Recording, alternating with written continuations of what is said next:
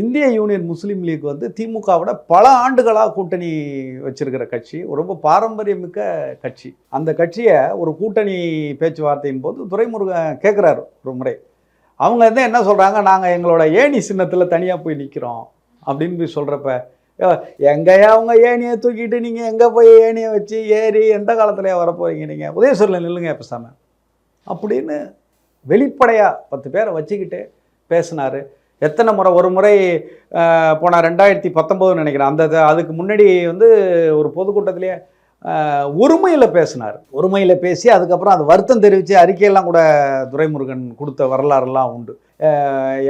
கூட்டணி யார் யார் எங்கே இருப்பாங்கன்னு சொல்கிறத எவன் எங்கே இருப்பான்னு தேர்தல் நேரத்தில் தான் தெரியும் அப்படின்னு சொல்லி ஒரு ஒருமையில் ஒரு கட்சியோட பொதுச் செயலாளராக இருக்கிறார். அப்போ அந்த அவருடைய வார்த்தைகள்ங்கிறது ஒரு தனிப்பட்ட நபரோட வார்த்தையாக நம்ம அதை பார்க்க முடியாது.